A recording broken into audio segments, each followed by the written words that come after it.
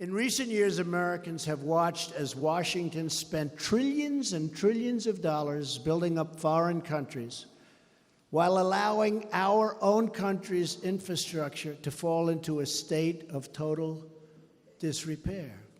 Look at Korea. We have a border at Korea. We have a wall of soldiers. We don't get paid very much for this, do we? You look at that, nobody comes through. But our own border, we don't take care of it. Think of it. We spend billions of dollars in other countries maintaining their borders, and we can't maintain our borders in our own country. Is there something a little bit wrong with that? Think of it. We spend billions and billions of dollars. Look, North and South Korea, 32,000 soldiers. The finest equipment, barbed wire all over the place. We protect that whole thing. Nobody comes through, but our country, we don't do it. Things are changing, folks. But now is the time to rebuild our country, to take care of our people, and to fight for our great American workers for a change.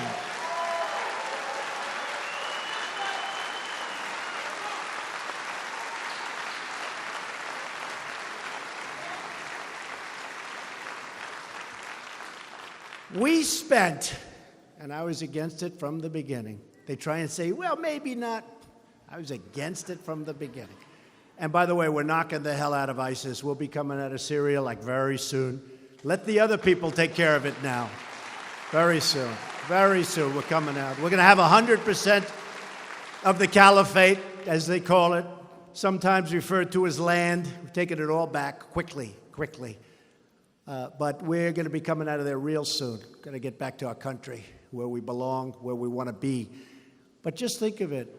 We spent, as of 3 months ago, $7 trillion, not billion, not million, 7 trillion with a T. Nobody ever heard of the word trillion until 10 years ago.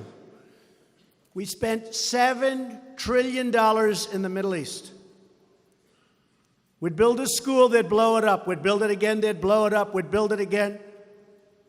Hasn't been blown up yet, but it will be. But if we want a school in Ohio to fix the windows, you can't get the money. If you want a school in Pennsylvania or Iowa to get federal money, you can't get the money. We spent $7 trillion in the Middle East. And you know what we have for it? Nothing. Remember, I used to say, keep the oil. As a civilian, I used to say, did anybody hear me say that? That's before I decided to go on this journey with all of you. I got tired of watching. I used to say, keep the oil. We never kept the oil. If we kept the oil, we would have been okay. If we kept the oil, we wouldn't have ISIS.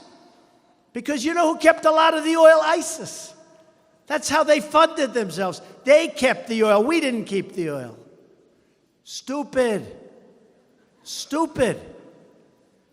But we spent $7 trillion, but we barely have money for the infrastructure. We have to fight for our military. But we're becoming so strong again. And you watch, not going to take very long. I've asked Republicans and Democrats in Congress to come together and deliver the biggest and boldest infrastructure plan in the last half century. I don't think you're going to get Democrat support very much. And you'll probably have to wait till after the election, which isn't so long down the road. But we're going to get this infrastructure going. The plan generates an unprecedented $1.5 trillion investment in American infrastructure. We probably have to wait till after the election. Because the Democrats say, don't give him any more wins. Don't give him any more wins. Regulations, cut taxes, Supreme Court, judges all over the place. You know, when I got in,